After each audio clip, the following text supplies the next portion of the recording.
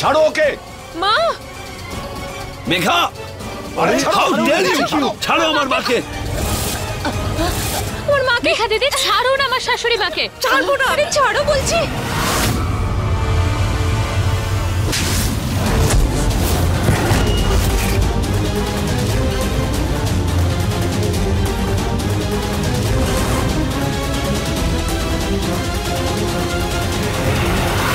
অভয় বাবু, আপনি ওনাকে ঘরে নিয়ে গিয়ে শুইয়ে দিন।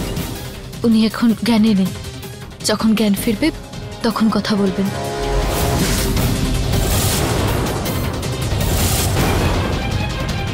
সঞ্জয়,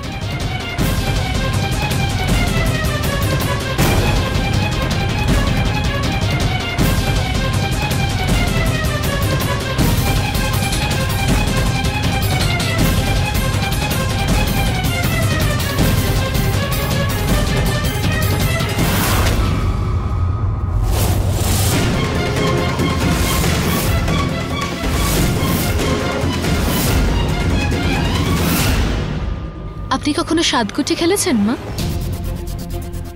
7টা গুটি থাকে, একটার উপরে আরেকটা, তারপর বল দিয়ে ওগুলো ফেলে দেয়, তারপরে আবার গোছানোর চেষ্টা করে।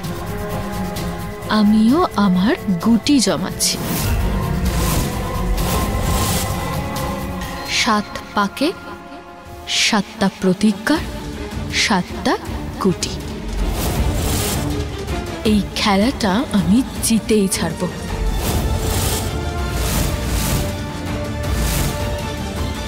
তোমার কি মনে হয় যে তুমি এই খেলায় আমাকে হারিয়ে দেবে? এবার আপনিই বলুন শাশুড়ি মা, অভয়বাবু আপনারই ছেলে, আপনি বোঝেন তাকে।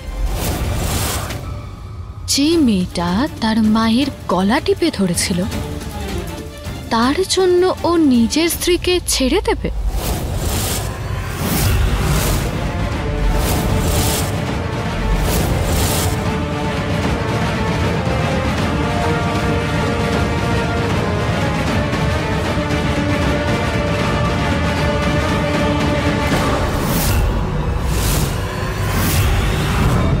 আমি আপনার মতো বড় নেতা তো নই বাবা, কিন্তু কিছুটা রাজনীতি আমিও শিখেছি। মেঘা দিদির নেশার জিনিসে বিষ নয়, বরং ওতে পোস্ত মিশিয়েছিলাম।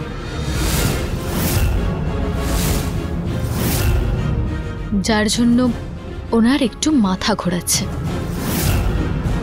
আর উনি ভয় পেয়ে শাশুড়ি মায়ের গলা টিপে ধরলেন। ঠিক করেছি না আমি? আপনার ভাষায় এটাকেই তো রাজনীতি বলে, তাই না?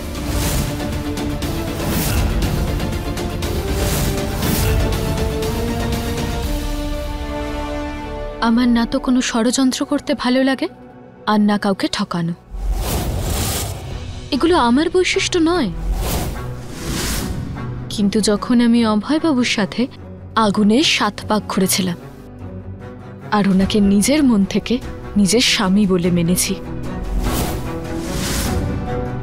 ওনার গায়ে একটুও আঁচ লাগলে আমি কাউকে ছাড়ব না।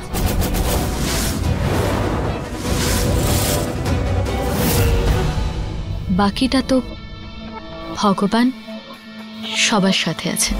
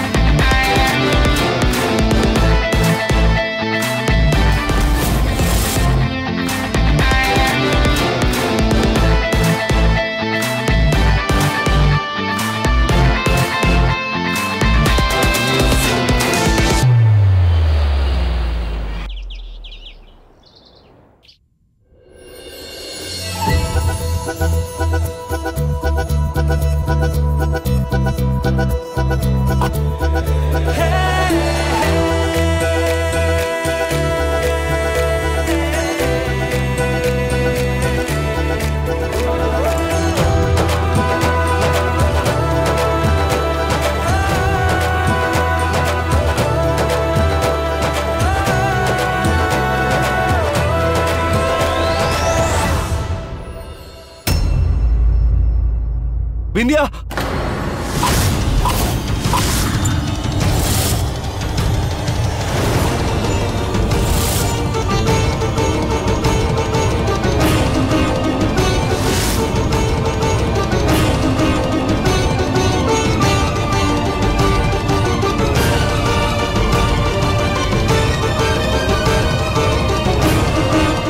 লাগেনি তো তোমার?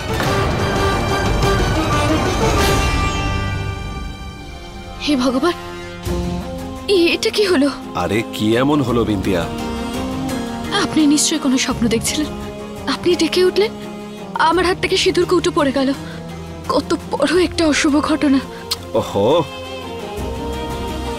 সিঁদুরের কৌটোই তো পড়েছে, এত ভয় পাচ্ছ কেন? আরে আপনি জানেন না বুঝি, সিঁদুর পড়ে যাওয়াটা অনেক বড় অশুভ লক্ষণ। সিঁদুর পড়ে গেলে অনর্থ ঘটতে পারে, আর তাও আমার হাত থেকে। হে ভগবান। বিন্দিয়া, এসব বেকার জিনিস, এগুলো অন্ধবিশ্বাস, কুসংস্কার, এসব আমি মানি না। আর এসবে কিছুই হয় না। এবার উঠে দাঁড়াও, এত ভয় পেও না। অভয় বাবু, কিন্তু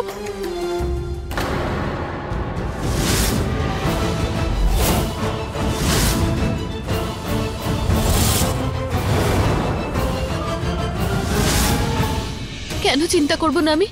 দেখুন, আপনার জামার মধ্যে এমন ভাবে ছাপ পড়েছে যেন কোনো ডাইনির হাত, যেন কোনো ডাইনি আপনার উপর হামলা করতে আসছে।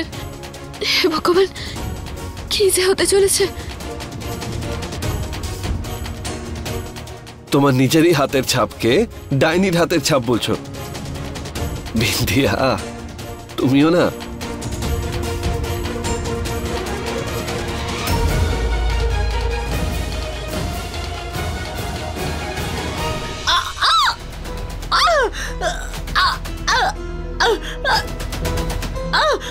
খুব চোখ দেখাচ্ছিলে না?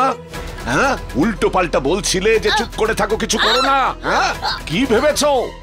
এমনটাও বলেছো যে ছেড়ে যাবার জন্য কোর্টে পাঠিয়ে দেবে। এখন কোর্ট কিভাবে যেতে হয় আমি তোমাকে দেখিয়ে দেব। আমি এখনো বলে দিচ্ছি, তোমার মাথায় কি চলছে আমাকে স্পষ্ট করে বলো, নইলে আমার থেকে খারাপ কিন্তু আর কেউ হবে না তোমার কাছে। এমন হাল তোমার করব তুমি ভাবতেও পারবে না। আমায় ছাড়ো, আমি বলছি যে আমি কি ভেবেছি।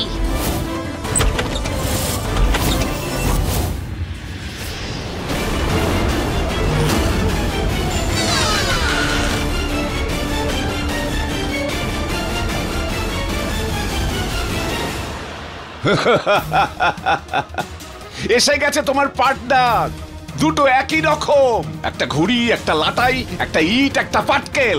আমার সঙ্গে ঝগড়া করে জোর করে মেঘাকে এই বাড়িতে নিয়ে এলে। এখন বউ মাথার উপর নৃত্য করছে। কি করতে পেরেছো? কিচ্ছু করতে পারোনি। গোল্লায় সব গোল্লায় গেছে। হ্যাঁ, আমি মানছি এতদিন সব প্ল্যান ফেল হয়ে গেছে, কিন্তু তাড়াতাড়ি মাথায় ভালো একটা প্ল্যান আসবে যেটা নিশ্চয়ই সাকসেসফুল হবে। এই, আমার সঙ্গে বেশি চালাকি করতে আসবে না। তুমি জানো এখানে কি চলছে? জোকের মতন বসে আছে বিন্দিয়া আমাদের চামড়ার উপর। প্রতিদিন আমাদের রক্ত চুষে খাচ্ছে।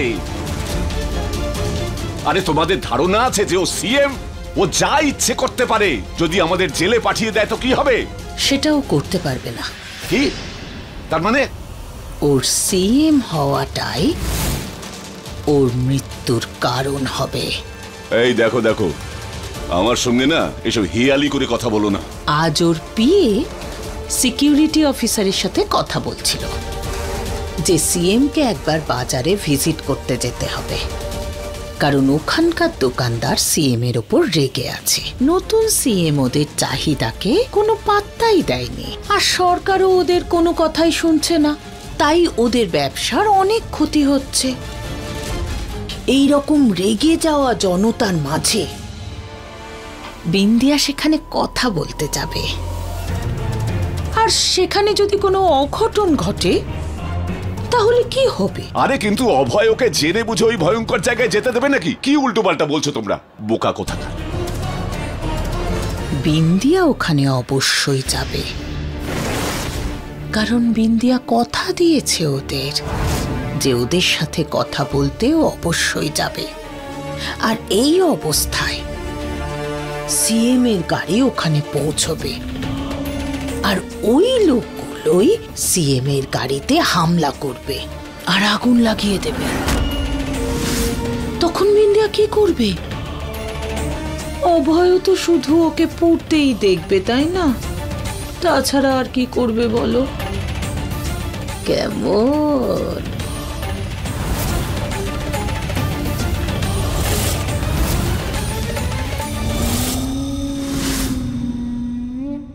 সব ভালো খারাপ জিনিস ভগবানের সংকেত হয়।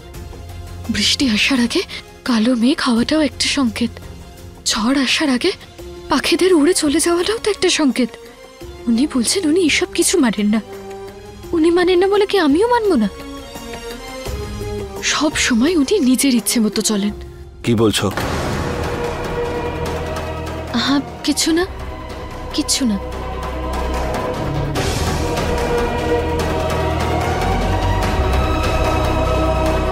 এসো, ওঠো, বসো বসো। এবার বলো বলো আমাকে, কি চলছে তোমার মনে? সিঁদুর পড়ে যাওয়া খারাপ সংকেত হয়, অশুভ লক্ষণ। সিঁদুর পড়ে যাওয়ার মানে আমার প্রাণ সংশয় আছে, সেই জন্য তুমি এত ভয় পাচ্ছ, এত চিন্তা করছো।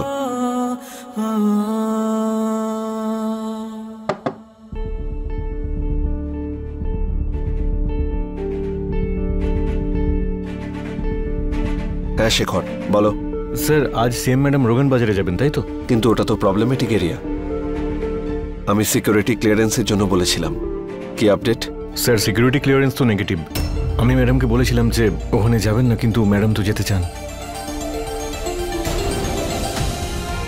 ঠিক আছে, তুমি যাও, আমি দেখছি। ওকে স্যার, জয় হিন্দ স্যার।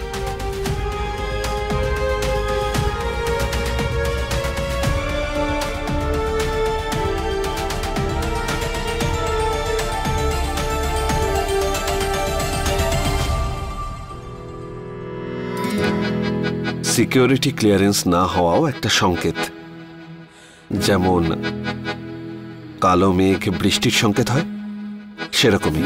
আর তারপরেও তুমি যেতে চাও। এবার বলো, কে নিজের ইচ্ছে মতো চলে? হ্যাঁ, তুমি নাকি আমি? কিন্তু অভয় বাবু, আমার ওখানে যাওয়াটা অনেক জরুরি। মুখ্যমন্ত্রী সাহেব ওনাদের অনেক কথা দিয়েছিলেন, কথা পূরণ করার আগেই তো ওনার গায়ে গুলি লাগলো, আর ওনার কথাটাও অপূর্ণ থেকে গেল।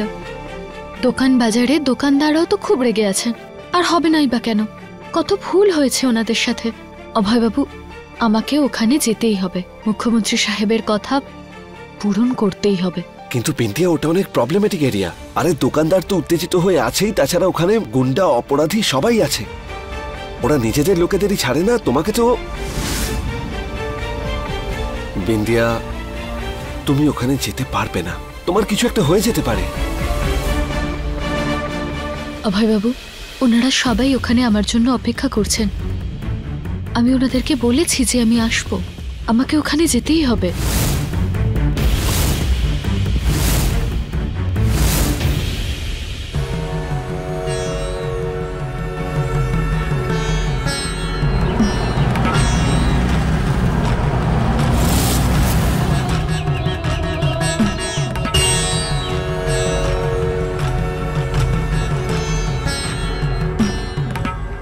কি হয়েছে?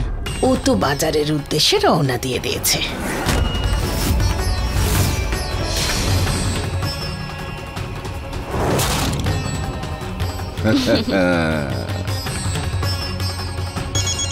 এই আস্তে। হ্যাঁ বলুন। সিএম এর গাড়ি বেরিয়ে পড়েছে, অন্য কোনো দিকে তাকাবি না, সোজা হামলা করবি। ওর গাড়িটা কেরোসিন ঢেলে জ্বালিয়ে দিতে হবে, সিএম তার নিজের গাড়িতেই শেষ হয়ে যাবে। কাজটা হয়ে গেলেই ওখান থেকে কেটে পড়বি। সবার মোবাইল ফোন যেন অফ থাকে, কাউকে যেন খুঁজে না পাওয়া যায়, ঠিক আছে? আপনি চিন্তা করবেন না স্যার, আপনার কাজ হয়ে যাবে। এবার বিন্দিয়ার খেলা শেষ।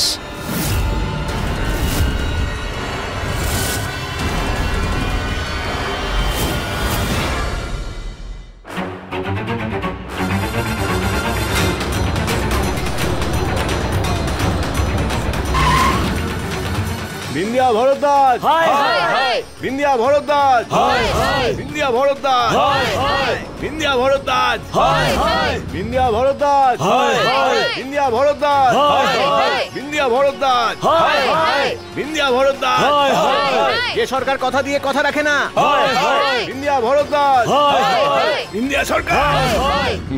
কিছুক্ষণের মধ্যেই একটা খবর আসবে যে ভারপ্রাপ্ত মুখ্যমন্ত্রী নিজের গাড়িতেই পুড়ে ছাই হয়ে গেছে। কেমন?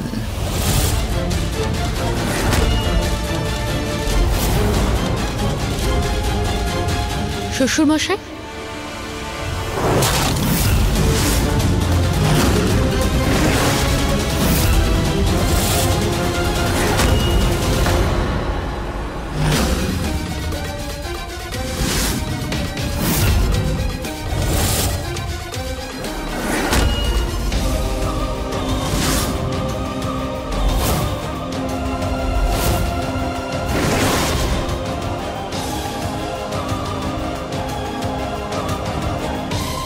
শ্বশুরমশাই, আপনার ওষুধের সময় হয়ে গেছে।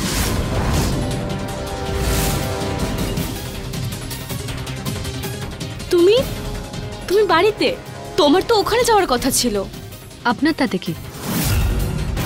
আমি যেখানেই যাই ইচ্ছা না হলে যাব না।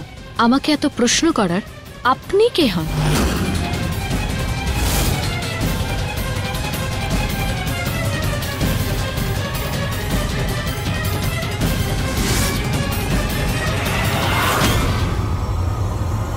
ব্যাস, চুপ থাকো তো।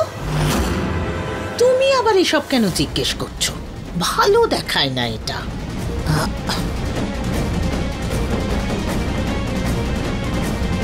আরে তুমি তো বাজারের ওই দোকানদারদের সঙ্গে দেখা করতে যাচ্ছিলে। তোমার গাড়ি একটু আগেই তো এখান থেকে বেরিয়ে গেল।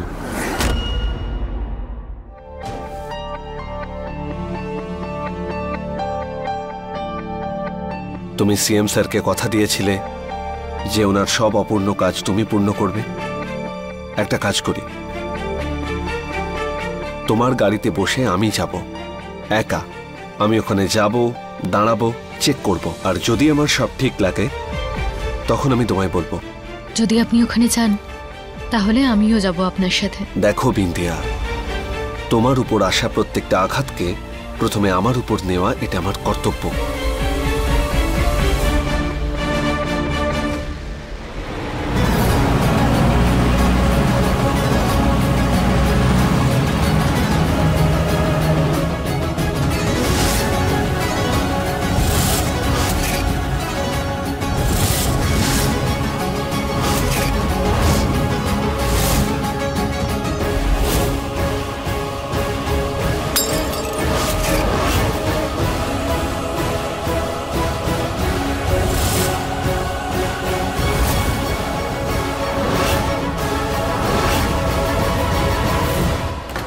বিন্দিয়া ভরদ্বাজ, বিন্দিয়া ভরদ্বাজ, বিন্দিয়া ভরদ্বাজ, বিন্দিয়া ভরদ্বাজ, বিন্দিয়া ভরদ্বাজ, বিন্দিয়া ভরদ্বাজ।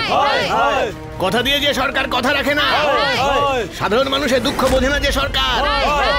সিএম বিন্দিয়া ভরদ্বাজ, বিন্দিয়া ভরদ্বাজ, বিন্দিয়া ভরদ্বাজ।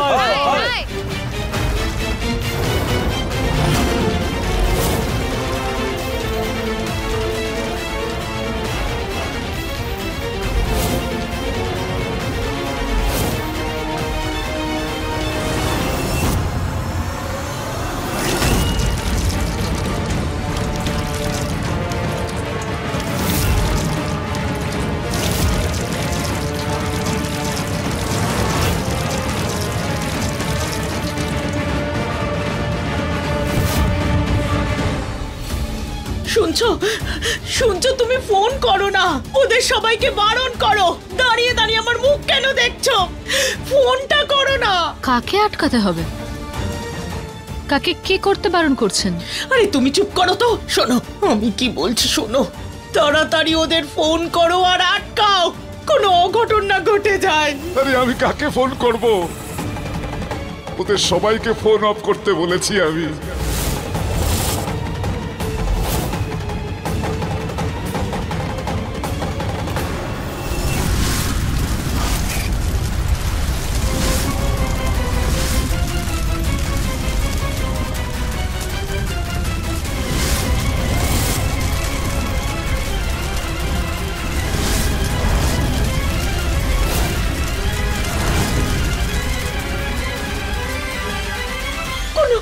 কোনো তো উপায় আছে, ওদের খবর দাও, ফোন করো ওদের, কোনোভাবে আটকাও ওদের। আপনারা এসব কি কথা বলছেন? কি হয়েছে কিছু তো বলুন। ওরা বিন্দিয়াকে ভেবে আমার অভয়কে না মেরে ফেলে।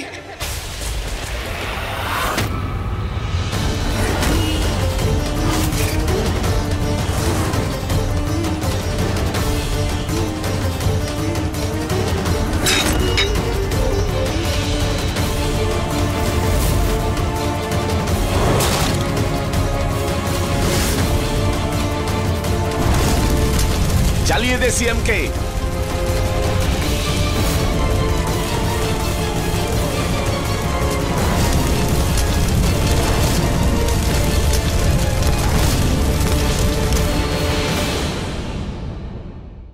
अपने पसंदीदा शो के फुल एपिसोड देखने के लिए अभी डाउनलोड करें दंगल प्ले ऐप।